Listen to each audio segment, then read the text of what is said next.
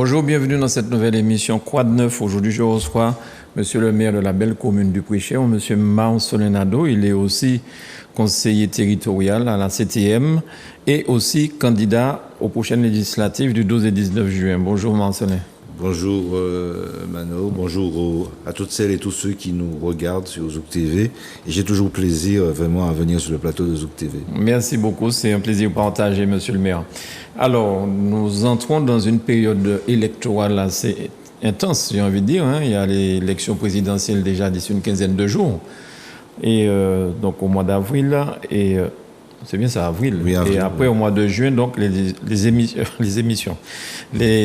élections législatives 12 et 19 juin. Et là, vous êtes candidat pour le nord de la Martinique. Jean-Philippe Nilor, candidat au sud de la Martinique. Et vous êtes tous les deux cofondateurs du groupe PIA. C'est ça. Voilà. Et coprésident d'ailleurs. Et coprésident, fondateur et coprésident du groupe PIA. Alors, Monsieur le maire, juste avant de commencer à parler de ça, est-ce que vous avez vu l'accueil que Mme Le Pen a reçu en Guadeloupe lorsqu'elle est venue pour sa prestation pour les élections présidentielles? Oui, je l'ai vu. Je crois que, elle devait un peu s'y attendre. Ouais. Je pense que, alors, même si effectivement, elle s'est attachée à lisser un petit peu, à polisser, je veux dire, son image ces derniers temps et que M. Zemmour lui donne un sacré coup de main à la matière parce que quand on voit l'horreur de tout ce qu'il peut tenir comme propos, je me demande comment des gens comme ça sont encore en mesure de s'exprimer sur des chaînes de télé. Donc ça donne un statut, je veux dire, plus présentable, plus notabilière, je serais tenté de dire, à Madame Le Pen. N'empêche que les militants guadeloupéens ont quand même attiré l'attention sur... faut pas prendre l'eau moussage poulette quand même. Oui, et à l'inverse de son père, il a quand même pu descendre et parler. Parce que son père, il y a oui, mais c'était autrement plus violent. C'était plus violent, donc, et lui, il a dû faire le demi-tour. Je pense qu'elle a beaucoup révisé un petit peu, mais je pense que ce que disent les militants guadeloupéens qui ont mené cette action n'est pas faux. Pourquoi? Parce qu'il reste quand même autour d'elle des réseaux d'extrême droite. Il faut bien comprendre ce qui est et comment est organisé ce qu'on appelle la fachosphère. Vous voyez la personne comme ça, mais c'est des fois l'arbre qui cache la forêt. Donc l'arbre peut être présentable, mais derrière, vous pouvez avoir des fois des gens beaucoup plus fréquentables, beaucoup moins fréquentables. Cette élection présidentielle, cette année, elle est quand même particulière. Comment vous trouvez ça? Bon, c'est vrai qu'il y a la guerre en Ukraine, c'est vrai qu'il y a un candidat qui s'était pas déclaré, mais en fait, ça laisse une impression bizarre quand même, cette élection de cette année. C'est-à-dire qu'il y a quand même quelques événements qui sont révélateurs de l'urgence climatique, par exemple. Et la pandémie, aujourd'hui la guerre. Ça veut dire que ça nous démontre, s'il en était besoin, que nous sommes dans un monde incertain et qu'il y a une fragilité aussi de notre société, il y a une fragilité des équilibres et qu'il faut qu'on fasse attention. Et je crois que l'enjeu, effectivement, de ces élections, c'est qu'il faut absolument que nous n'ayons pas le choix au deuxième tour de ces présidentielles entre M. Macron, le président sortant, et par exemple Mme Le Pen ou quelqu'un d'autre de droite. Alors, on peut regretter d'ailleurs que la gauche n'ait pas pu se mettre d'accord autour d'une candidature. Et je dois dire d'ailleurs qu'au départ, j'avais soutenu Yannick Jadot, mais beaucoup de raisons ont plaidé pour que finalement mon parti, parce qu'au départ, nous avions dit à PIA que nous laissions nos militants choisir entre des candidats de gauche. Moi, j'avais plutôt opté pour Jadot lorsque d'autres camarades optaient pour Jean-Luc Mélenchon. Mais tout compte fait, parce que nous avons adressé une plateforme d'interpellation à tous les candidats de gauche et que le seul à avoir répondu avec sérieux sur 14 pages argumentées, c'est Jean-Luc Mélenchon, et les réponses qu'il a données à nos interrogations qui concernent notre vision de la Martinique, notre vision de son avenir, et en relation avec ce que nous avions déjà proposé pour les élections à la CTM, nous ont convaincus qu'il fallait voter Jean-Luc Mélenchon, et nous appelons donc les Martiniquaises et les Martiniquais, les démocrates martiniquais, les Martiniquaises démocrates à voter pour Jean-Luc Mélenchon lors de ces élections. On parle de plus en plus de Jean-Luc Mélenchon au deuxième tour. Alors face à qui? Je ne sais pas si c'est face à Macron ou face à quelqu'un d'autre pour l'instant. Mais il a fait une remontée spectaculaire. ça aurait été très bien parce qu'au fond, c'est vrai qu'il y a trop longtemps que la gauche est exclue quand même. Et je pense que face à la situation que l'on connaît en France et dans le monde, puisqu'on est dans la configuration, disons, étatique française, eh bien, il serait bienvenu que des gens qui portent des convictions de justice sociale, des gens qui portent des convictions de justice environnementale, des gens qui posent les problématiques liées au changement climatique, comme c'est le cas de de Yannick Jadot, mais comme c'est également le cas de Jean-Luc Mélenchon, eh bien, soit au deuxième tour et qu'ils aient la capacité de gagner. En tout cas, c'est ce que nous espérons. Très bien. Alors, nous allons revenir vers la Martinique, hein, même si cette élection législative concerne aussi la France, hein, puisque à ce moment-là, vous êtes député de la Martinique, mais vous êtes député français. Vous allez intervenir sur les textes qui sont votés, qui sont prévus, des choses de ce genre. Dans le programme que vous défendez pour la Martinique avec PIA, quels sont les points essentiels que les téléspectateurs doivent connaître, comprendre et pour soutenir la candidature de Marcellin Nadeau ou de Jean-Philippe Nilor? Oui, alors je veux dire que s'agissant de la situation Martinique en général, et dans le Nord en particulier, j'ai dit que, en toute modestie et en toute humilité, l'un des points qui m'a poussé à être candidat, c'est parce que j'ai eu l'impression que nous étions face à une sorte de vide idéologique. Avec tout le respect que je dois à tous les candidats qui ont toutes sortes de raisons et avec lesquels je ne partage pas des convictions, mais dont je ne conteste pas la légitimité de la candidature, je crois que ça manque quand même d'idéologie. Alors, c'est pas l'idéologie pour l'idéologie, mais le problème, c'est que quand on n'a pas d'idéologie, quand on ne porte pas des valeurs fondamentales, ça veut dire qu'on est, en quelque part, privé de vision, et je suis persuadé, convaincu, que l'efficacité des politiques publiques passe par une vision des élus et passe par aussi des convictions. Et je ne crois pas trouver dans les candidats qui se sont déjà annoncés ces éléments-là. En plus, il y a un problème par rapport au président sortant. Vraiment. Oui. On le voit bien. Il y a ceux qui disent franchement et qui sont macronistes. Mais il y a ceux dont on sait qui sont plus ou moins ambigus par rapport au macronisme. Ça veut dire que nous aurions Macron contre Macron, quoi. C'est-à-dire, moi, je crains déjà que nous ayons Macron contre l'extrême droite ou la droite, etc. en France pour les présidentielles, mais aux législatives, ça veut dire que nous aurions Macron contre Macron. Non, je pense, et d'ailleurs, je suis surpris que les deux plus grands partis nationalistes de ce pays aujourd'hui appellent à voter pour Macron et Macron, que ça soit l'un ou que ça soit l'autre, que ce soit celui qui se revendique de l'autonomie et l'autre qui se revendique de l'indépendance.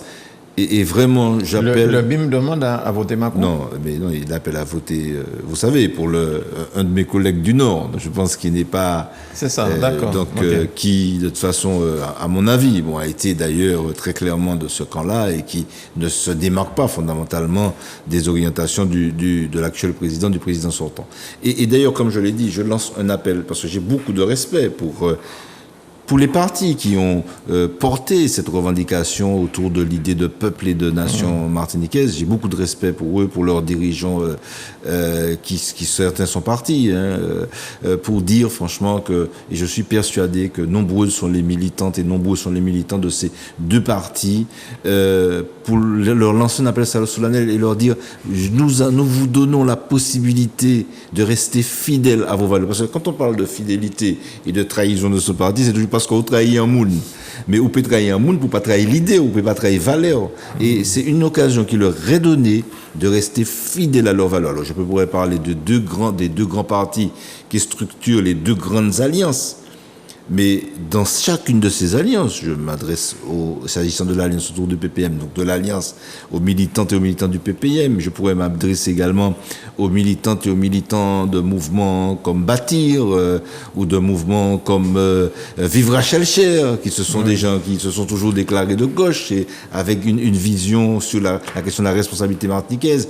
Je pourrais en faire de même s'agissant de l'alliance structurée autour du MIM, en m'adressant aux militantes et aux militants du MIM, mais en m'adressant également aux militantes et aux militants du PALIMA, du Parti communiste martiniquais, pour lequel j'ai beaucoup de respect, pour les militantes et les militants écologistes de Martinique Écologie, etc., pour leur dire que nous sommes dans le Nord, en tout cas, et en Martinique, dans la configuration, finalement, c'est les combinaisons, les combinations, c'est des alliances d'opportunités, et bien que nous leur donnons la possibilité de rester fidèles lors de ce scrutin des législatives à leurs valeurs, à leurs convictions, aux convictions de gauche, de solidarité, de fraternité, et également aux convictions autour de la question de la responsabilité martiniquaise. Quelle vision vous avez sur la Martinique? Quel projet fondamental que vous avez sur la Martinique que vous pourriez porter au Palais Bourbon pour faire voter des choses pour la Martinique? Alors, nous avons une vision pour la Martinique qui peut se décliner à chacune des échéances, mais qui reste là. Nous avons le projet global.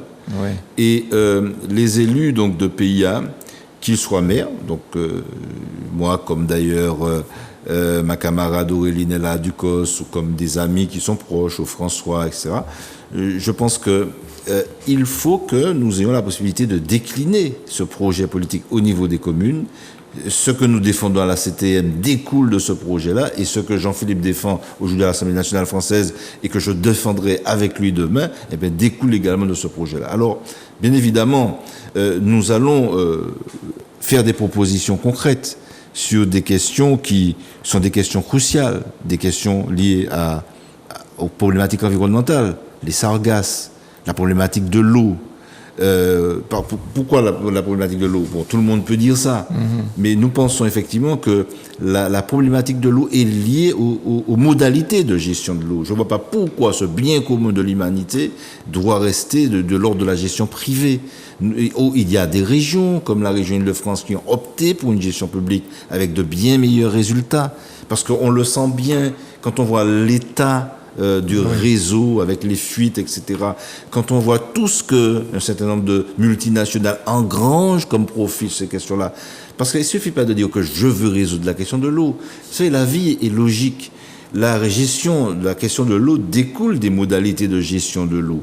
Et les modalités de gestion de l'eau sont très liées justement à une privatisation de ce qui devrait relever, donc qui est un bien commun de l'humanité, donc qui devrait relever d'une gestion publique. Il nous pose la question aussi des services publics. Il faut des services publics retrouvant les valeurs fondamentales. Donc il ne s'agit pas de casser du service public comme le proposent les candidats de droite peu ou prou, je serais tenté de dire. Parce que nous croyons dans les vertus du service public, mais à condition que nous ayons un service public adapté aux réalités martiniquaises. Et puis, je sais que tu y es très attaché, il y a la question de la culture. Oui. Nous allons demander qu'il y ait une loi permettant que nos artistes soient reconnus à l'international et de façon plus globale. Tout le monde parle un petit peu de loi, nous appelons ça un petit peu une loi systémique, on dit. C'est-à-dire une loi, on pourrait appeler ça une loi de programmation, qui pose toutes ces questions-là, la question de l'autonomie alimentaire, la question de l'autonomie énergétique, de manière à voir comment on peut être, sans compter la question des risques naturels, de manière à voir comment on peut être dans un cadre favorisant une action efficace, notamment des collectivités martiniquaises, à commencer par la CTM, qui est la collectivité martiniquaise majeure, mais également les établissements publics de coopération intercommunale, c'est-à-dire les communautés d'agglo jusqu'aux communes. Alors, la SOPAMA, en ce moment... Mais permets-moi quand même de revenir sur l'idée, effectivement, tu as parlé à un moment de députés français. Ce que je voudrais dire, c'est que nous avons toujours dit qu'il fallait distinguer les questions de nationalité avec celles de citoyenneté. Lorsque j'étais militant en France, je revendiquais le droit, par exemple, pour les immigrés, sans avoir la nationalité française, au bout d'un certain nombre d'années de vie en France, de pouvoir être citoyen. Et ce que je voudrais dire, dans tous les pays du monde, quels qu'ils soient, j'ai des amis politiques. J'ai des gens avec qui je partage des valeurs. Et ce qui est vrai pour les pays du monde, et parce que je suis un internationaliste en tant qu'écologiste, ce qui est vrai pour les pays du monde est vrai pour la France. en France, j'ai des amis. Donc, comme le fait aujourd'hui Jean-Philippe Nilo, comme le fait d'ailleurs Manuela Clermont-Désir, qui siège dans le groupe de Jean-Luc Mélenchon aujourd'hui, nous saurons trouver au sein de l'Assemblée nationale française des alliés pour porter avec eux des revendications qui vont concerner la France, mais qui auront aussi des retombées sur nos sociétés. Donc, je parlais tout à l'heure du service public. Il faut s'attaquer à la grande pauvreté. Il faut s'attaquer aux précarités. Il faut se battre pour plus d'égalité entre hommes et femmes. Il faut se battre pour plus d'égalité territoriale. Il faut se battre pour plus de justice environnementale. Vous voyez? Donc, tous ces attaques-là, c'est pas Marcel Nado tout seul qui va, comme Zorro ira. Non, c'est pas vrai. Mais il y a des stratégies à mettre en œuvre de manière à trouver les alliances nécessaires avec des Français avec qui nous partageons des valeurs pour pouvoir faire avancer les choses dans le bon sens pour la France, pour la Martinique, mais également pour la planète entière. Mais est-ce que finalement le peu de députés que nous avons à l'Assemblée nationale sont entendus, d'autant qu'il n'y a pas un groupe outre-mer, ce qui peut être quelque chose qui aurait donné plus de force? Parce que ce que vous demandez là pour la Martinique, je pense que la Guyane, la Guadeloupe, peut-être même la Réunion peuvent en profiter aussi. Mais il n'y a pas un groupe outre-mer. Est-ce qu'on a suffisamment de puissance lorsqu'il y a seulement 4 députés martiniquais et encore, ils sont pas forcément ensemble? Ils sont 4, pas forcément ensemble. Non, mais ce que je veux dire, c'est qu'il y a plusieurs... Moi, je voudrais plaider parce qu'il faut que les gens peuvent avoir leurs convictions. Si vous avez un élu martiniquais qui se réclame des valeurs libérales, néolibérales, c'est son droit. Et on ne lui demandera pas d'aller forcément siéger avec moi, avec Jean-Philippe. Par contre, ce qu'il faut savoir, c'est, et j'ai souvent défendu cette idée, quand on est de même territoire, on peut essayer de tendre vers ce qu'on pourrait appeler des majorités d'idées. C'est-à-dire, globalement, bon, on est chacun dans notre camp respectif, mais ça ne nous empêche pas de nous retrouver pour défendre, pourvu que nous soyons d'accord. Bien évidemment, ensemble, nous sommes de dossiers. C'est pour ça que ce serait plutôt pour des alliances à géométrie variable. Je crois que sur la question des valeurs, nous gagnons, parce qu'il faut faire avancer des choses. Sur la question, par exemple, du réchauffement climatique, je crois que nous gagnons à nous allier, y compris avec des élus français qui sont très conscients de ces problématiques-là pour faire évoluer le dossier de façon globale. Mais sur des questions plus précises, par exemple, si on peut se retrouver sur la question de l'octroi de mer, par exemple, avec un certain nombre de députés de Martinique et de Guadeloupe, eh bien, voilà, nous pouvons unir nos forces pour porter ensemble ce dossier-là. C'est-à-dire qu'il faut de l'agilité, j'appelle ça. Et c'est cette agilité qui nous commande, en fait, de trouver au moment voulu les alliances qu'il faut pour porter des projets. Parce que je ne vénère pas le compère lapinisme, mais je me dis en quelque part il faut avoir l'intelligence de compère Lapin, pas dans le sens négatif du terme, mais dans son aspect agilité pour pouvoir se battre. Et on pourrait nous dire, mais c'est pas la peine d'y aller, puisqu'on sait bien que très souvent vous avez des assemblées godillots, etc. La première chose, c'est que je pense qu'en France aujourd'hui, la situation fait que le paysage politique risque d'être moins monocolore qu'on ne peut le croire. Donc on peut avoir des fois, à mon avis, sur la législature qui vient, peut-être un équilibre plus intéressant entre les forces politiques. Et puis je veux dire, Aimé Césaire, qui est souvent, pour beaucoup d'entre nous, un exemple, il n'a pas toujours été du bon côté politique. Il a souvent été dans l'opposition, par conviction d'ailleurs. Mais ça ne veut pas dire qu'il a été un mauvais député. Bien au contraire, tout le monde le sait. Oui. Est-ce que finalement, les députés venant de différents partis ne sont pas enfermés dans leur parti? Parce que même s'ils voient le bien fondé d'une action, lorsqu'ils appellent ici, le parti peut dire non. On est comme ça. Moi je crois Est-ce que ça évolue? Parce qu'il y a d'autres choses, j'ai cru comprendre que c'est comme ça que ça se passe. À PIA, on a quand même une certaine vision. Enfin, on veut faire de la politique autrement. Et pour nous, la question de c'est pour ça que nous avons eu ce débat sur les présidentielles. Parce que on est attaché au principe de liberté de conscience. Bien sûr, un parti faut un minimum d'organisation, parce qu'autrement, si tout le monde, un tire à U, l'autre tire à diable, ça ne peut pas être un parti. Autant rester dans son coin. Mais au-delà, justement, de la logique, en fait, de parti, il faut pouvoir avoir des expressions individuelles. Mais plus largement, ce que je regrette en Martinique, c'est que on ne sait pas faire la part des choses. Trop souvent, malheureusement.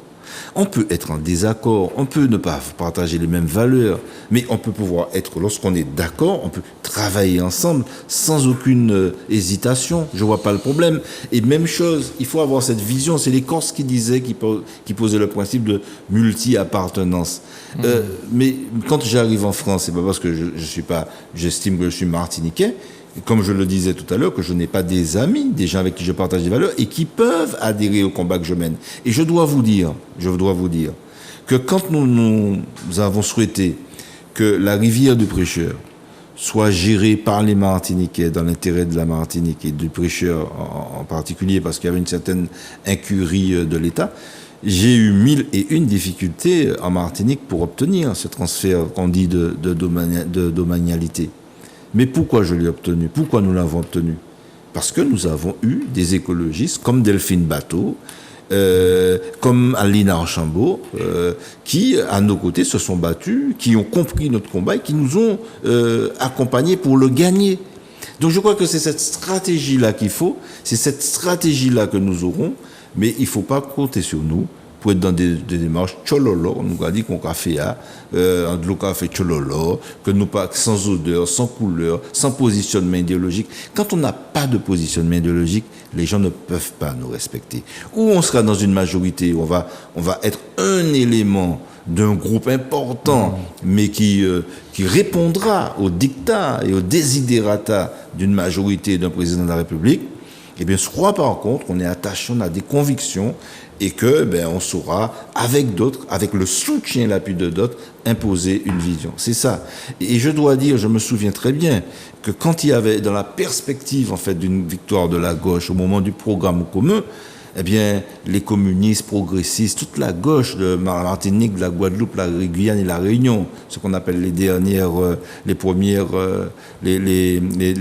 colonies certaines fois, eh bien, les DIDOM, eh bien, ils s'étaient rassemblés autour au Morne Rouge, dans un premier temps, autour de la Convention du Morne Rouge, pour porter justement un projet politique propre à nous, mais sur des valeurs claires. D'un côté rassemblés, sur des valeurs claires pour aller débattre avec des amis français qui pouvaient arriver au pouvoir. Mais aujourd'hui, franchement, on aurait du mal à avoir la Convention du Morne Rouge. Pourquoi? Parce que, très honnêtement, je ne sais pas si des gens arrivent à comprendre. Dites-moi très sincèrement ce qui différencie sur les grandes lignes politiques de la vision qu'on peut avoir de notre pays et du monde, le PPM, le MIM, etc. Des fois, on a l'impression d'avoir affaire à des clivages complètement artificiels, mais qui donnent lieu, ou des querelles de personnes, mais qui donnent lieu des fois à des alliances qui ne sont pas basées, fondées justement sur des valeurs et sur une vision du monde. Et on a compris que finalement, les alliances se faisaient autour de la perspective de conquête de pouvoir, d'espace de pouvoir et de place. Mais je veux bien conquérir le pouvoir et les places, mais pour quoi faire? C'est-à-dire, occuper un lieu de pouvoir, c'est détenir un levier de transformation, parce que, enfin, si on disait ça comme ça pour faire joli, mais c'est pas pour faire joli. Je le vois en tant que maire, les grandes difficultés, la violence qui se développe, la grande pauvreté qui se développe, la précarité qui se développe, les problématiques, l'urgence climatique, et on le voit très concrètement sur notre littoral qui est érodé de jour en jour. Et il faut des solutions concrètes à toutes ces problématiques-là. Et pour avoir ces solutions concrètes, il faut également avoir une vision du monde et faire des choix politiques clairs. Alors, logiquement, on a terminé, mais deux choses rapides. Dans le programme du candidat président Macron, le RSA, qui sera donné seulement... Il y a la question du RSA, il y a la question des retraites. On sent bien. Vous voyez l'arrogance. En étant seulement candidat, le président sortant, a l'outrecuidance de faire des propositions aussi antisociales que cela. Non, il faut vraiment que M. Macron soit renvoyé à sa routine et que justement, la France, dans l'intérêt des Français, mais dans notre intérêt également, puisque nous sommes dans une configuration qui fait que nous dépendons de la France malheureusement, et bien que la France soit autrement gérée dans l'intérêt de ce qu'on appelle la majorité sociale, c'est-à-dire la grande majorité des gens, c'est-à-dire tout ça qui apprend bon fait dans la vie. Alors, d'après la loi, si vous êtes élu député, est-ce que vous pourrez rester maire? Non, je ne pourrais pas être maire, ça c'est la première chose, parce qu'on ne peut pas être chef d'un exécutif quel qu'il soit. Et puis après, si je suis élu député, par contre, il faudra que je choisisse entre conseiller territorial et conseiller municipal. Ah, d'accord. Mais on n'en est pas encore là. D'accord. Parce que je sais que vous attachez une grande importance à la ville du Prêcheur. Ce choix-là sera difficile. Hein? Non, enfin, mais ça. Mais je sais aussi, comme vous m'aviez déjà dit. Hein, oui, de toute façon, j'avais envisagé de partir au bout du mandat. Et je crois aussi qu'il faut une humilité des élus et une modestie qui fait que il faut se dire qu'on n'est pas indispensable comme on peut le penser et qu'il y a d'autres gens qui pourront faire le job. L'essentiel, c'est la transmission, et puis l'essentiel, c'est de travailler en équipe pour que, quand un capitaine part, que notre capitaine émerge. Merci beaucoup. Une autre capitaine, d'ailleurs. Oui, oui. Merci beaucoup, Marcelin Nadeau, d'avoir bien voulu répondre à nos questions. Merci bien, et bon courage pour ces 2 élections à venir. Merci. Merci à vous de nous avoir suivis. Merci, Manuela, pour la RIA, et à bientôt.